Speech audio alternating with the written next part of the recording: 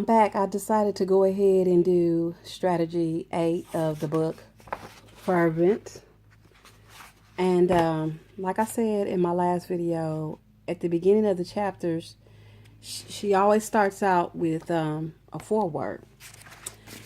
And here we go. Strategy 8, your pressures. Reclaiming peace, rest, and contentment.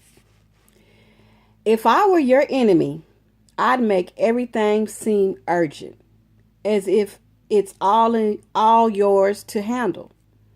I bog down your calendar with so many expectations you couldn't tell the difference between what's important and what's not. Going and doing, guilty for ever saying no, trying to control it all, but just being controlled by it all instead.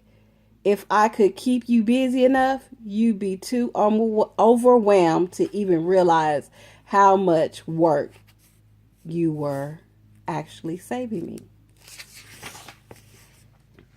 Pressure. We all know about pressure. Pressure to keep up. Pressure to keep going. Pressure to stay ahead. Stay afloat. Stay relevant.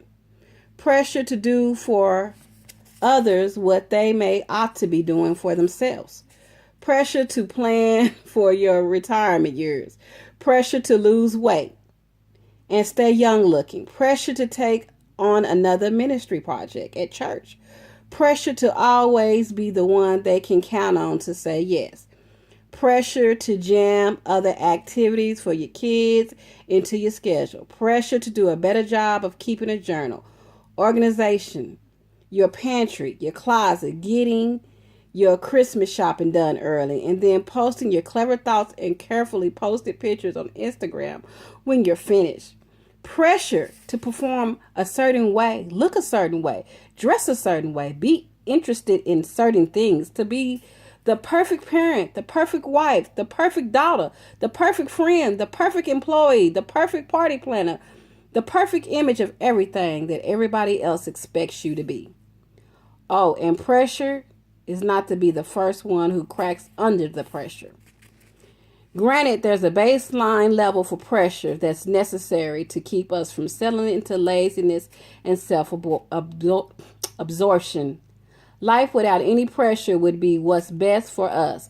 But life with this much pressure from a non-stop pace, a schedule that never allows time for rest or refreshment, or maybe actually enjoying the people we're staying so busy with. Pressure from the unrealistic demands we placed on ourselves through our performance, obsessions, control, making of appearances.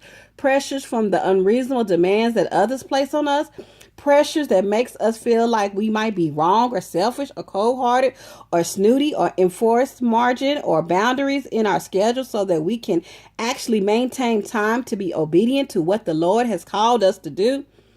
I noticed a few common threads running through pressure like these, and each of them leads back to someone who is usually seeking to rob you of the most common ingredients: a fruitful life and a life of truly eternal significance, the life you were created by God to live. You know, I used to work all the time. I always had all this pressure to work all the time, to work overtime, because I needed to make sure, the pressure was on me to make sure that I, had the extra income all the time in case of a rainy day, But that's just, as I'm learning now, that's just the devil putting, another pressure on us. That's another way where he gets to us, to where he messes with us. But anyway, subscribe to my channel. I ain't got that much time. So y'all take care.